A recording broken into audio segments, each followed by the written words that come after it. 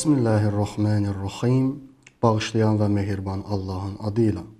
Bugünkü çıxışımız xoşbəxtlik anlayışı barəsində olacaq. Çünki müasir dövrümüzün əsas problemlərindən və tələblərindən biri də insanların xoşbəxtlik axtarışında olmasıdır. Çox təəssüf olsun ki, müasir dövrümüzün insanları xoşbəxtlik məfhumunu o qədər qarışdırıblar, o qədər buluyublar ki, artıq insanların təfəkküründə, zehnində xoşbəxtlik anlayışının özü artıq bilinmir. Xoşbəxtlik nə olan şeydir? Bu haqda təsəvvürlər artıq sağlam təfəkkürlər yoxdur. Amma belə deyək də, xoşbəxtlik anlayışını bu cür bizə təqdim edir müasir dünya ki, əgər bir insan xoşbəxt olmaq istəyirsə, gərək onun varı, dövləti, imkanları çox olsun, həyatında heç bir sıxıntı olmasın, həyatı dörd dörtlük olmalıdır. Bu cür olubsa, deməli sən xoşbəxtsən. Yox, əgər həyatın bu cür deyilsə, sən xoşbəxt deyilsən. Və çox təəssüf olsun ki, bəzən dindar kəsimlərdə Quran-ı Kərimdən bir ayəni stat gətirib, bu cür çıxışların altında bunu əsas kimi gətirirlər ki, sanki əziz Allahımız da bizləri dünyada xoşbəxt olmaqda məhrum eləyib, yalnız qiyamətin günündə behişt məqamında bizləri xoşbəxt görmək istəyir. Ayəni isə bu cür stat gətirirlər. O əmmellezine su'idu fefil cennə.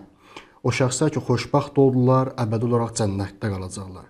Qeyd edirlər ki, Allah Teala belə Quran-ı Kərimdə xoşbəxtlik anlayışını, xoşbəxt olma sözünü cənnətin yanında gətirib. Yəni, qiyamətin günündə sən xoşbəxt olacaqsan, bu dünyada sənin xoşbəxt olmağa haqqın yoxdur. Bu da ondan irəli gəlir ki, bizim xoşbəxtlik anlayışı haqqında yanlış təsəvvürlərimiz var. Çünki Quran-ı Kərimdə Allahımız insan barəsində buyurarkən belə buyurur ki, لَقَدْ خَلَقْنَا الْاِنْسَانَ فِي كَبَدٍ. Ey insan, mən sənin yoğrunu, belə deyək, xamrını belə çətinliklə yoğurmuşam. Yəni, sən dünyada özün üçün asanlıq axtarma. Belə təsəvvür yaratma ki, mənim həyatımda elə bir zaman, elə bir dövr gələcək ki, heç bir çətinlik, heç bir sıxıntı olmayacaq. Əziz Allahımız bu iddianı kökündən vurur ki, bu təsəvvür yanlışdır. Hər dövrün, həyatın hər mərhələsinin, hər yaşının özünə uyğun öz çətinlikləri, sıxıntıları olacaq. Çünki sənin xəmrin çətinlikdə yoğurulub. Dünyanın xüsusiyyəti bundan ibarətdir. Amma sən bu xoşbəxtlik anlayışının formasını dəyişməlisən. Daha dəqiq desək, Quran-ı Kərimin təqdim etdiyi modelə diqqət eləməlisən. O zaman insan xoşbəxt olacaq. Əvvəldə qeyd etdiyimiz ayədə də əziz Allahımız buyurur, فَأَمَّلَّذِينَ سُعِدُوا. O insanlar ki, xoşbəxt oldular, fəfil cənnəti, cənnətdədirlər. Yəni, cənnətdə xoşbəxt olacaqlar yox. O insanlar ki, dünya həyatında var olduqları dövrdə, maddi aləmdə, müvəqqəti həyatda xoşbəxt oldular, xoşbəxt həyat sürdülər, bunların yeri cənnətdir. Nəinki dünyada xoşbəxt olmayıb, bədbəxt olan insanların yeri cənnət olacaq. Quran-ı Kərim və hədislərə baxdığımız zaman görürük ki, bədbəxtlərin yeri cəhənnəmdir. Amma xoşbəxtlərin yeri isə cənnətdir. Yəni, dünya həyatında özlərini xoşbəxt hiss edən, sözün həqiqi mənasında xoşbəxt həyat tərzi yaşayan insanların yeri cənnətdir. Çünki cənnətdə əziz Allahımızla bir yerdə olacaqlar. Cənnətdə olan insanlar və dünya həyatında da insan xoşbəxt ola bilər. Niyə? Çünki əziz Allahımız yalnız behişdə deyil, cənnətdə deyil, bu dünyada da bizimlədir. Məədi, bizimlə bir yerdədir. Bunun da səbəbi oradan qaynaqları ki, insanlar özlərini dünya həyatında xoşbəxt hiss edə bilmirlər, xoşbəxtliyi gələcəyə bağlayırlar. Sanki gələcəkdə elə bir dövr gələcək ki, mən xoşbəxt olacağam 50 yaşımdan sonra, 40 yaşımdan sonra. Amma Quran-ı Kərim və hədislərə baxdığımız zaman əziz Allahımız buyurur ki, yox əzizim, sən həyatın hər anından xoşbəxt olmalısan. Sən həyatın hər anın öz ləzzətini, öz gözəlliyini yaşamalısan ki, xoşbəxt ola biləsən.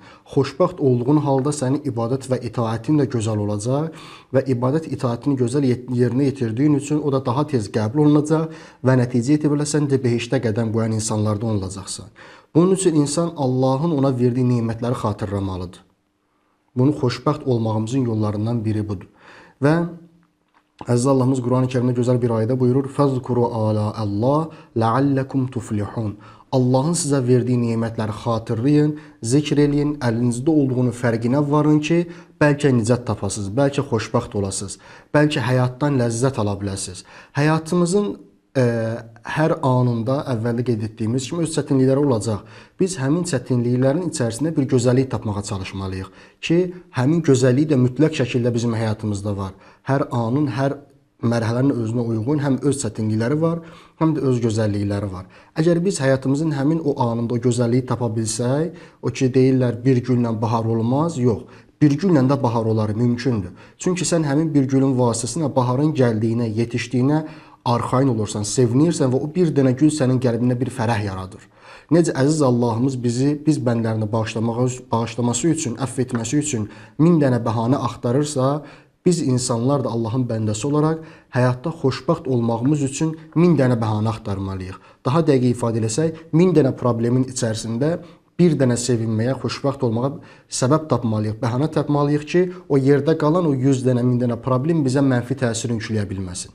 Bizə mənfi təsirdən yükləyib bizim həyatımızı qaraltmasın, bizim həyatımızı cəhənnəmə çevirməsin. Çünki biz dünya həyatına xoşbəxt olmağa gəlmişik.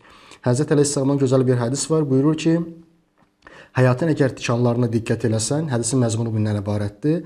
Əgər həyatın tikanlarına diqqət eləsən, o zaman onun gülünün, qoxusunun, gözəlliyini hiss eləyə bilməyəcəksən. Hər bir insanın həyatında öz dövrünə uyğun, öz zamanına uyğun, öz çəkisinə uyğun problemlər var. Bu mütləqdir. Əgər problem olmasa, bu özü problem olacaq. Çünki əvvəldə qeyd elədi, əziz Allahımız buyurur, لَقَدْ خَلَقْنَا الْإِنسَانَ فِي كَبَدٍ. Mən insanın çətinliyin özündə yaratmışam. Başqa bu ayədə buyurur, Ya eyyuhal insan, innəkə kədihun ilə rabbikə kədhan fəmulaqi. Sən Rəbbinə doğru seyri sürük yolu gedirsən, yol qət eləyirsən. Bu qət etdiyin yolda necədir? Kədhandır, çox çətin bir yoldur, məşəqqətli bir yoldur. Və bu yolun özünü gözəlləşdirən onun çətinliyidir. Niyə? Çünki müəyyən bir çətinlikdən sonra fəmulaqi, səni bu dünyaya var eləyən və səninlə həyatın hər anında səninlə bir yerdə olan əziz Allahımızla görüşün var, sənin mülaqatın var. Ondan liqaullahın var, ondan görüşə gedirsən, tələsirsən. Bu baxımdan insan öz həyatında daim xoşbəxt olma aspektindən yanaşmalıdır. Problemlərin özünə köklənib, öz həyatını cəhənnəmə çevirməməlidir. Bir də qeyd edək, həyatımızda elə bir zaman gəlməyəcək ki, elə bir dövr olmayacaq ki, çətinliyimiz olmasın. Dünyaya gəlməyimizin özündən başlamış da, əbədi həyata gedəcəyimiz qədərə qədər, dövrə qədər, yəni dünya həyatını dəyişənə qədər belə hər halımızın, hər anımızın belə öz çətinliyi və məşəqqətləri var. Hətta insanın ana bətninə daxil olmasının özündə belə mübarizə var. Minlərlə hüceyrədən bir dənə hüceyrə ana bətnində tutur və insan dünyaya gəlir. Əgər bizim ana bətnə düşməyimiz üçün, üzr istəyirəm, minlərlə hüceyrə əgər mübarizə var və ondan biri yalnız ana bətnində daxil ola bilirsə, demək ki, həyatın başlanğıcı belə çətinliklə başlayıb. Həmin ki, bir necə hüceyrə mənim dünyaya gəlməyimə var olması səbəb olubsa, mən də dünya həyatında bir dənə bəhanə tapmalıyım həmin hüceyrə misalında ki, xoşbəxt ola bilim, həyatdan ləzzət ala bilim, gözəllik dərk eləyə bilim. Çünki bir də qeyd edirik, cənnət xoşbəxt olan insanları idi. Fəəmməlləzinə su'idu, əziz Allahımız buyurur.